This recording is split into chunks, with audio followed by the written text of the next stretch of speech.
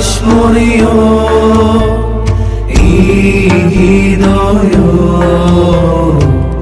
Darohuso Nathan Shuddhan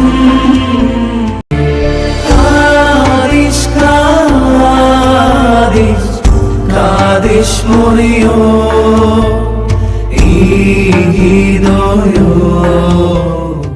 പ്രഭാതവചനത്തിലേക്ക് എല്ലാ പ്രിയപ്പെട്ടവർക്കും ഹൃദ്യമായ സ്വാഗതം. നമ്മുടെ കർത്താവ് രക്ഷിതാവായ യേശുമിശിഹായുടെ രക്ഷാകരമായ ജനന പെരുന്നാളിന് തൊട്ട് മുമ്പ് വരുന്ന ഞായറാഴ്ചയാണ് ഇന്ന്. വിശുദ്ധ മത്തായിയുടെ രക്ഷാകരമായ സുവിശേഷം 1-ാമത്തെ അധ്യായത്തിന്റെ 4 മുതലുള്ള ഭാഗമാണ് ഇന്ന് നമ്മുടെ ചിന്തയ്ക്ക് പാത്രീഭവിക്കുന്നത്. യേശുവിന്റെ ജനനം കേവലം ഒരു യാദൃശ്ചിക സംഭവമായിരുന്നില്ല. വിശുദ്ധ മത്തായിയുടെ രക്ഷാകരമായ സുവിശേഷം 1-ാമത്തെ അധ്യായത്തിലെ ആദ്യത്തെ 17 വാക്യങ്ങളിൽ ഏതാണ്ട് 2000 വർഷത്തിനിടയിൽ ജീവിച്ചിരുന്ന 46-ൽ അധികം പേർക്ക് ഐക്യകണ്ഠേന സാക്ഷീകരിക്കാനുള്ള സത്യം അതാണ്. യേശുവിന്റെ ജനനം കേവലം ഒരു യാദൃശ്ചിക സംഭവമായിരുന്നില്ല. ഈ 17 വാക്യങ്ങൾ കാണുന്ന ഏതാണ്ട് 2000 വർഷ കാലയളവിന്റെ ഉള്ളിൽ ജീവിച്ചിരുന്ന 46 പേർ യേശുവിന്റെ പൂർവികരായിരുന്നു എന്നാണ് വചനം നമ്മളോട് പറയുന്നത്. എന്നാൽ ഇവരുടെ വ്യക്തിത്വവും ഇവരുടെ ജീവിത പശ്ചാത്തലവും ആത്മീക നിലവാരവുമെല്ലാം വ്യത്യസ്തങ്ങളാണെന്ന് നമുക്ക് വേദഭാഗം വായിക്കുമ്പോൾ മനസ്സിലാകുന്നുണ്ട്. അബ്രഹാം, ഇസഹാക്ക്, രൂത്ത്, ദാവീദ് തുടങ്ങിയവരെ വിശ്വാസ വീരന്മാരുടെ പട്ടികയിലാണ് കർത്താവിന്റെ വംശാവലിയിൽ നാം കാണുന്നത്. യഹൂദന്മാരെ സംബന്ധിച്ചിടത്തോളം അവരുടെ വംശാവലി കാത്തു സൂക്ഷിക്കുക എന്നുള്ളത് വളരെയേറെ പ്രധാനപ്പെട്ട ഒരു കാര്യമായിരുന്നു. അതുകൊണ്ട് തന്നെ അവരുടെ പൂർവികരുടെ പേരുവിവരങ്ങൾ വളരെ വ്യക്തമായി അവർ കാത്ത് സൂക്ഷിച്ചിരുന്നു.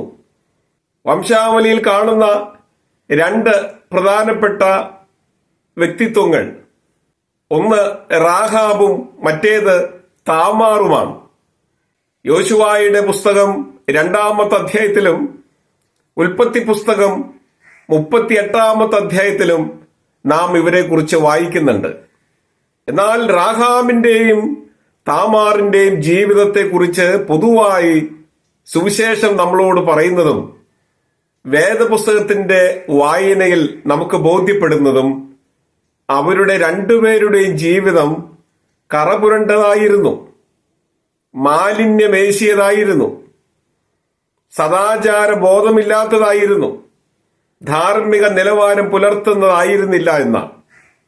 എന്നാൽ മറ്റു ചില വ്യക്തിത്വങ്ങളെ കുറിച്ച് നാം വായിക്കുന്നത് വ്യത്യസ്തമായ രീതിയിലാണ്. പാരേസ്, ആരാം, നഹശോൻ, ആക്കീം തുടങ്ങിയവരൊക്കെ കേവലം സാധാരണക്കാരായിരുന്നു. വിശേഷമായി യാതൊന്നും അവരെ കുറിച്ച് പറയാൻ വേദപുസ്തകത്തിലില്ല. അവർ കേവലം സാധാരണക്കാരായിരുന്നു. പക്ഷേ അവർ സാധാരണക്കാരായിരുന്നിട്ടും അവരുടെ പേരുകൾ കർത്താവിന്റെ വംശാവലി പുസ്തകത്തിൽ ചേർക്കപ്പെട്ടിരിക്കുന്നു എന്നുള്ളത് അവരുടെ ജീവിതത്തിന്റെ മേൽ പരിശുദ്ധാത്മാവ് ചാർത്തുന്ന ഒരു മുദ്രയായിട്ട് വേണം മനസ്സിലാക്കാൻ. അവർ സാധാരണക്കാരായിരുന്നെങ്കിലും ദൈവത്തിന്റെ കണ്ണിൽ വിശിഷ്ട വ്യക്തിത്വങ്ങളായിരുന്നു എന്ന് വേണം നമുക്ക് അനുമാനിക്കാൻ. എന്നാൽ ഇതേ വംശാവലി പട്ടികയിൽ തന്നെ വളരെ അധമ ജീവിതം നയിച്ചിരുന്ന, സദാചാര ധാർമ്മിക മൂല്യങ്ങൾ നഷ്ടപ്പെടുത്തിയ 2 പ്രമുഖരെ കുറിച്ച് രേഖപ്പെടുത്തിയിട്ടുണ്ട്. അത് ആബിയാവും മനശ്ശെയുമാണ്. ജീവിതത്തിൽ ഉത്തമമായ മൂല്യങ്ങളെ പരിരക്ഷിക്കാൻ കഴിയാതെ അധമ ജീവിതം നയിച്ചവരുടെ പ്രതിനിധികളായിട്ട് വേണം അവരെ 2 പേരെയും നമുക്ക് ഈ വംശാവലി പുസ്തകത്തിൽ കണ്ടെത്താൻ. അങ്ങനെ വ്യത്യസ്തമായ വ്യക്തിത്വ വിശേഷതകളും ആത്മീക പശ്ചാത്തലവും ജീവിത സാഹചര്യങ്ങൾ ഉണ്ടായിരുന്നവരെയാണ് കർത്താവിന്റെ വംശാവലി പുസ്തകത്തിലൂടെ സുവിശേഷകാരനായിരിക്കുന്ന വിശുദ്ധ മത്തായി അവതരിപ്പിക്കുന്നത്.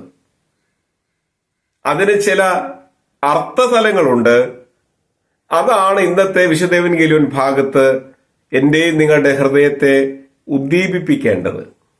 ഒന്നാമതായി നാം മനസ്സിലാക്കേണ്ടത് മനുഷ്യന്റെ പരാജയങ്ങളോ മനുഷ്യന്റെ പാപപങ്കിലമായ ജീവിതമോ മനുഷ്യന്റെ അബദ്ധ സഞ്ചാരങ്ങളോ സർവശക്തനായ ദൈവത്തിന് മനുഷ്യ ചരിത്രത്തിൽ ഇടപെട്ട് പ്രവർത്തിക്കുന്നതിന് തടസ്സമായിരുന്നില്ല എന്നാണ്. മനുഷ്യന്റെ ജീവിത സാഹചര്യങ്ങൾ ഒരിക്കലും ചരിത്രത്തിൽ ഇടപെടുന്നതിന് ദൈവത്തിന് വിഘാതം സൃഷ്ടിച്ചില്ല. അല്ലെങ്കിൽ മനുഷ്യന്റെ ജീവിത സാഹചര്യങ്ങൾക്കും വ്യക്തിത്വ വിശേഷതകൾക്കും അപ്പുറത്താണ് ദൈവത്തിന്റെ പദ്ധതിയും അതിന്റെ പരിവർത്തനവുമെന്ന് ഇന്നത്തെ വിശുദ്ധ എവൻഗേലിയോൻ ഭാഗം നമ്മെ ഓർമ്മപ്പെടുത്തുകയാണ്. മറ്റൊരു പ്രധാനപ്പെട്ട കാര്യം, എന്തുകൊണ്ടാണ് ഇങ്ങനെ വിശ്വാസ വീരന്മാരെയും അധമ ജീവിതം നയിച്ചവരെയും സാധാരണക്കാരെയും ഒക്കെ ഈ കർത്താവിന്റെ വംശാവലി പുസ്തകത്തിൽ രേഖപ്പെടുത്തിയിരിക്കുന്നത്? നിങ്ങൾ ചിന്തിച്ചിട്ടുണ്ടോ? അതിന് സഭയുടെ പിതാക്കന്മാർ നൽകുന്ന വ്യാഖ്യാനം എല്ലാ ജീവിത മേഖലകളിലുമുള്ള മനുഷ്യരെയും എല്ലാ ജീവിത പശ്ചാത്തലങ്ങളിലുള്ള മനുഷ്യരെയും സ്വർഗത്തിലെ ദൈവം തന്റെ ഏകപുത്രനെ സ്വീകരിപ്പാനായിട്ട് ഒരുക്കി എന്നുള്ളതാണ്. തന്റെ ഏകജാതനായ വാത്സല്യപുത്രനെ ലോകത്തിലേക്ക് ആനയിക്കാൻ തക്കവണ്ണം ജീവിതത്തിന്റെ എല്ലാ മേഖലകളിലും പെട്ടവരെ ദൈവം ഉപയോഗിച്ചു എന്നാണ് നമുക്ക് ബോധ്യപ്പെടുന്നത്. അതിൽ യഹൂദനെന്നോ പുറജാതിക്കാരനെന്നുള്ള വ്യത്യാസമൊന്നും ദൈവം കണ്ടിട്ടില്ല എന്നാണ് നാം മനസ്സിലാക്കേണ്ടത്. അതിൽ പണ്ഡിതനെന്നോ പാമരനെന്നോ സമ്പന്നനെന്നോ ദരിദ്രനെന്നോ അങ്ങനെ യാതൊരു വ്യത്യാസങ്ങളും ദൈവം കാണിക്കുന്നില്ല എന്ന് ഈ കർത്താവിന്റെ വംശാവലി പുസ്തകം നമ്മെ പഠിപ്പിക്കുകയാണ്. ജീവിതത്തിൽ താഴ്ന്നു പോയവർ, ദുരന്തങ്ങൾക്ക് പാത്രമായി തീർന്നവർ, ജീവിതത്തിൽ നിരാശപ്പെട്ടവർ, പരിത്യജിക്കപ്പെട്ടവർ, ആരാലും വെറുക്കപ്പെട്ടവർ, അവഗണിക്കപ്പെട്ടവർ, എല്ലാവരെയും ഉൾക്കൊള്ളാൻ സാധിക്കുന്ന വിശാലമായൊരു ഹൃദയം ദൈവത്തിനുണ്ടെന്ന് ഇന്നത്തെ വേദഭാഗം നമ്മെ ഓർമ്മപ്പെടുത്തുകയാണ്. ഏത് ദുരന്തങ്ങളെയും സൃഷ്ടിയോന്മുഖമാക്കി തീർക്കുവാൻ, നന്മയിലേക്ക് പരിവർത്തനപ്പെടുത്തുവാൻ, കെട്ടുപണി ചെയ്ത് ഉന്നതങ്ങളിലേക്ക് കൊണ്ടുവരുവാൻ സർവശക്തനായ ദൈവത്തിന് കഴിയുമെന്ന് ഈ വേദഭാഗം നമ്മെ ഓർമ്മപ്പെടുത്തുകയാണ്. മറ്റൊരു പ്രധാനപ്പെട്ട ചിന്ത ഈ വംശാവലി പുസ്തകം പരിശോധിക്കുമ്പോൾ നമുക്ക് എല്ലാവർക്കും ഉണ്ടാകുന്നതാണ്. എന്തുകൊണ്ടാണ് കർത്താവിന്റെ വംശാവലി പുസ്തകത്തിൽ പുരുഷന്മാർക്ക് പ്രാധാന്യം കൊടുക്കുമ്പോൾ, അല്ലെങ്കിൽ ജനിപ്പിച്ചു എന്ന് പുരുഷന്മാരിലൂടെ വംശാവലി ചരിത്രം നീങ്ങുമ്പോൾ, കർത്താവിന്റെ ജനനവുമായിട്ട് ബന്ധപ്പെട്ട ഭാഗത്ത് മറിയാമിനെയാണ് എടുത്തു പറയുന്നത്. മറിയാമിലൂടെയാണ് കർത്താവ് ജനിച്ചത്, യേശു ജനിച്ചതെന്നാണ് സുവിശേഷം രേഖപ്പെടുത്തിയിരിക്കുന്നത്. അത് നമുക്ക് പലപ്പോഴും ഒരു സംശയം ജനിപ്പിക്കാറുണ്ട്. എന്തുകൊണ്ടാണ് യൗസേപ്പിനെ കുറിച്ച് അവിടെ പറയാതിരുന്നത്? സ്നേഹമുള്ളവരെ, കന്യകയായ മറിയം ഗർഭിണിയായിരിക്കുമ്പോൾ അവൾ പവിത്രയായിരുന്നു, അവൾ പാതിവൃത്യമുള്ളവളായിരുന്നു, അവൾ ഒരു പുരുഷ സ്പർശമേൽക്കാത്തവളായിരുന്നു, അവൾ കന്യകാത്വമുള്ളവളായിരുന്നു. അതുകൊണ്ടാണ് യേശുവിന്റെ പിതാവായി യൗസേപ്പിനെ രേഖപ്പെടുത്താത്തത്. പരിശുദ്ധാത്മാവിനാലാണ് കന്യക ഗർഭം ധരിച്ചിരിക്കുന്നതെന്ന് വ്യക്തമായി രേഖപ്പെടുത്തിയിരിക്കുന്നതിനാൽ അത് ഗർഭിണിയായ കന്യകയിൽ നിന്ന് തന്നെയാണ് ജനിച്ചിരിക്കുന്നതെന്ന് സുവിശേഷം രേഖപ്പെടുത്തിയിരിക്കുകയാണ്. പ്രവാചകന്മാർ പറഞ്ഞിരിക്കുന്നത് പോലെ കന്യക ഗർഭം ധരിച്ച് ഒരു മകനെ പ്രസവിക്കും. ഈ കന്യക മറിയാം പരിശുദ്ധാത്മാവിനാൽ ഗർഭം ധരിച്ച് പുരുഷന്റെ വേഴ്ച കൂടാതെ ലോകത്തിനെ വിസ്മയപ്പെടുത്തി അത്ഭുതകരമാവണ്ണം വചനത്തെ കർണത്തിലൂടെ സ്വീകരിച്ച് ഉദരത്തിൽ അതിനെ വളർത്തി ലോകത്തിന് നൽകുകയാണ് ചെയ്യുന്നത്. അത് പുരുഷന്റെയോ ഈ ലോക ജീവിതത്തിന്റെയോ സാധ്യതകളിലൂടെ സാഹചര്യങ്ങളിലൂടെ അല്ല സംഭവിച്ചത്.